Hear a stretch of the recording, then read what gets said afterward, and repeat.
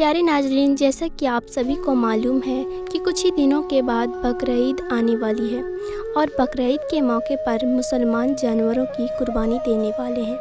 लेकिन जैसे ही बकरीद करीब आता है तो कुछ नासमझ लोग इसको लेकर तरह तरह के सवाल उठाने शुरू कर देते हैं। वो कहते हैं कि मुसलमान बकरीद क्यों मनाते हैं और बेजुबान जानवरों की कुर्बानी क्यों देते हैं। इसके पीछे की वजह क्या है, आज की इस वीडियो में हम आपको बकरीद को लेकर पूरी जानकारी देने वाले हैं और आपको बताने वाले हैं कि मुसलमान बकरीद का त्यौहार क्यों मनाते हैं और इस दिन जानवरों की कुर्बानी क्यों दी जाती है। इसलिए आज का ये वीडियो आप सभी के लिए बहुत ही ख़ास है। आप हिंदू हो या मुसलमान, आप इस वीडियो को आखिर तक ज़रूर देखें और मेहरबानी करके इसे शेयर भी कर दें ताकि बकरीद आने से पहले ये जानकारी और भी लोगों के पास में पहुंच जाए। तो चलिए नाजरीन, शुरू करते हैं। प्यारे नाजरीन, जैसा कि आप सभी को मालूम है कि हर त्यौहार को मनाने के पीछे कोई न कोई वजह या कहानी ज़रूर होती है। उसी तरह से बकरीद को मनाने और कुर्बानी देने के पीछे भी इस्लाम में एक वाक़या है। याद रखें, अल्लाह ताला अपने महबूब बंदों से यानी कि अपने नबी और पैगंबरों से बहुत मोहब्बत किया करते हैं और वक्त वक्त पर उनका इम्तिहान भी लेते हैं। इसी तरह से एक बार हज़रत इब्राहीम अलैहिस्सलाम का भी इम्तिहान लिया गया। हज़ारों साल पहले की बात है। एक रोज़ हज़रत इब्राहीम अलैहिस्सलाम अपने घर में आराम फरमा रहे थे। उनकी आंखें लग गई यानी कि आप पर नींद गालिब हो गई।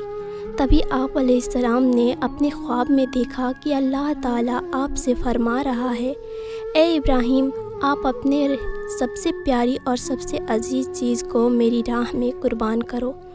याद रखें, नबियों और पैगंबरों का ख्वाब कभी भी झूठा नहीं हो सकता है। इसीलिए हज़रत इब्राहीम अलैहिस्सलाम ने ये ख्वाब सच जाना और अपने अजीज़ चीज़ को अल्लाह की राह में कुर्बान करने के लिए तैयार हो गए।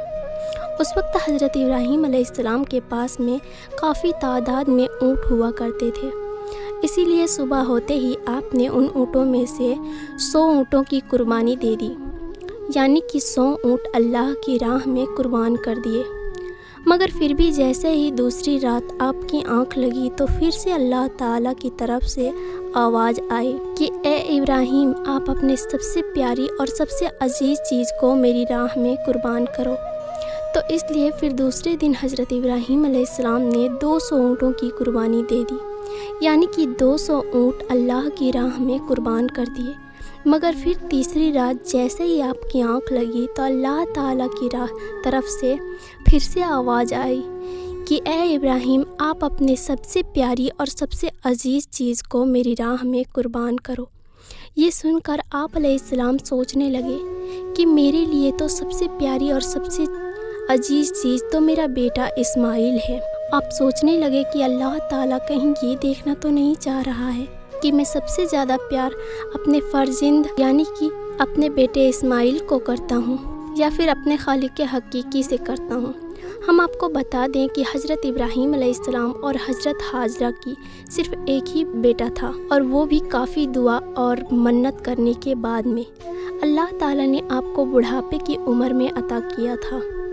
इसलिए हज़रत इब्राहीम और हज़रत हाजरा अपने बेटे इस्माइल से बहुत प्यार किया करते थे। मगर जैसे ही आप अलैहिस्सलाम ने अल्लाह का यह हुक्म सुना तो आपने ये इरादा कर लिया कि वो अपनी सबसे अजीज़ चीज़ और सबसे प्यारे बेटे इस्माइल को अल्लाह की राह में कुर्बान कर देंगे। इसलिए फिर दूसरे दिन हज़रत इब्राहीम अलैहिस्सलाम ने अपने बीवी हज़रत हाजरा से कहा, ए हाजरा, अपने बेटे को गुस्ल करवाओ, नए कपड़े पहनाओ और खुशबू लगाकर बिल्कुल दूल्हे की तरह तैयार कर दो। आज हम अपने एक दोस्त के घर पर दावत पर जा रहे हैं। ये सुनकर आपकी बीवी हज़रत हाजरा बहुत खुश हुई और खुशी खुशी से अपने बेटे हज़रत इस्माइल को तैयार कर दिया।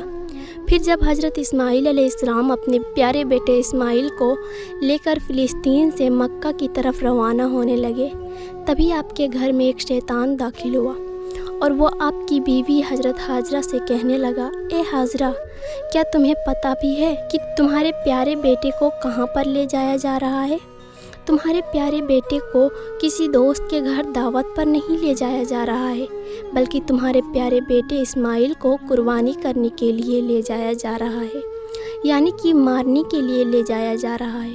یہ سن کر حضرت ہاجرہ نے کہا، میں اپنے ابراہیم کو اچھی طرح سے جانتی ہوں، بھلا ایک باپ اپنے بیٹے کو کیوں مارے گا؟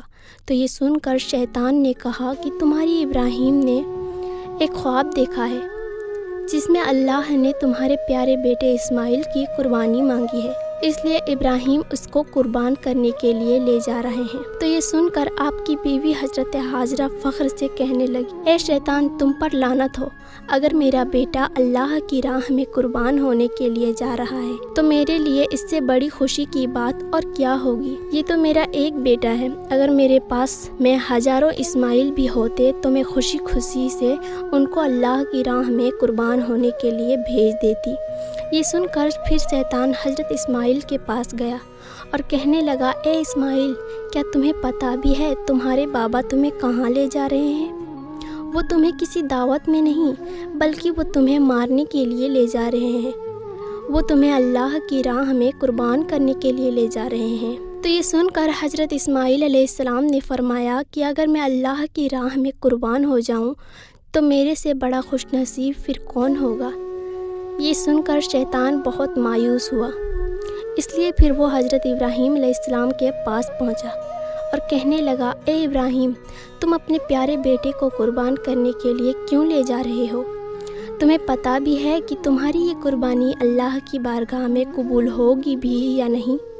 اور دوسری بات، جب تم اپنے اس بیٹے کو قربان کر دو گے تو پھر بڑھاپے میں تمہاری خدمت کون کرے گا؟ بڑھاپے میں تمہاری دیکھ بھال کون کرے گا؟ یہ سن کر پھر حضرت ابراہیم علیہ السلام نے کچھ پتھر اٹھائے اور شیطان کو لعنتی کہہ کر مارنے لگے۔ یہ دیکھ کر شیطان وہاں سے بھاگنے لگا۔ ناظرین، کہا جاتا ہے کہ تبھی سے مکہ میں حج کے دوران شیطان کو پتھر مارا جانا شروع ہوا، اسی وجہ سے حج کے دوران شیطان کو پتھر مارا جاتا ہے۔ پھر حضرت ابراہیم علیہ السلام اپنے بیٹے کو ساتھ لے کر وہاں سے چل دیے اور آگے بڑھنے لگے۔ تھوڑی دور جانے کے بعد میں آپ نے اپنے بیٹے سے فرمایا، اے اسماعیل، کیا تمہیں پتہ بھی ہے کہ ہم آپ کو اللہ کی راہ میں قربان کرنے کے لیے لے جا رہے ہیں؟ تو یہ سن کر آپ کا بیٹا حضرت اسماعیل علیہ السلام کہنے لگا، بابا جان، اس سے بہتر میرے لیے اور کیا ہوگا کہ مجھے اللہ کی راہ میں اللہ کے ایک نبی قربان کرنے کے لیے لے جا رہے ہیں، لیکن بابا، میری ایک التجا ہے، جب آپ میرا گلا کاٹو گے تو آپ وہ دیکھ نہیں پاؤ گے، اس لیے پہلے آپ رسی سے میرا ہاتھ اور پاؤں کو اچھی طرح سے باندھ دیجئے، اور میں چاہتا ہوں کہ آپ بھی اپنی نظروں پر ایک پٹی باندھ لیں تاکہ آپ کو میرے گلے پر چھری چلاتے وقت ترس نہ آئے۔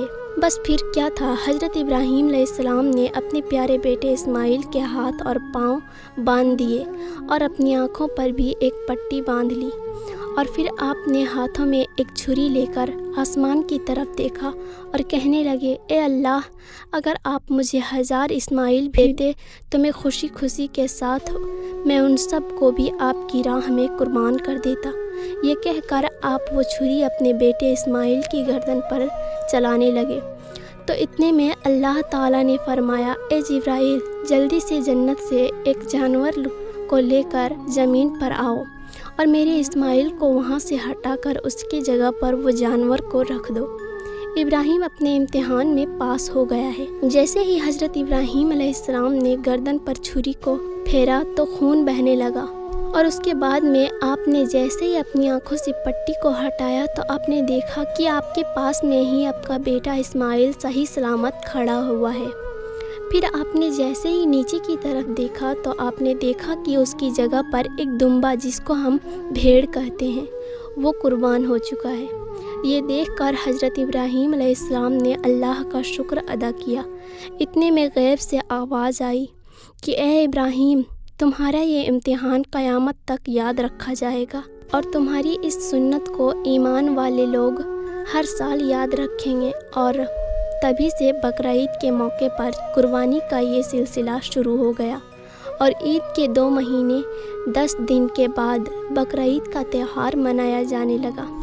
جو ہمارے دیش بھارت، پاکستان اور بنگلہ دیش جیسے دیشوں میں 3 دن تک یہ تہوار منایا جاتا ہے، جبکہ غافل دیشوں میں 7 دنوں تک یہ تہوار منایا جاتا ہے، جس میں دمبا، بکرا اور حلال جانوروں کی قربانی دی جاتی ہے۔ یاد رکھیں، قربانی کے گوشت کو 3 حصوں میں بانٹا جاتا ہے۔ پہلا حصہ غریبوں اور مسکینوں میں بانٹا جاتا ہے اور دوسرا حصہ رشتہ داروں میں دیا جاتا ہے اور تیسرا حصہ خود اپنے گھر میں رکھا جاتا ہے۔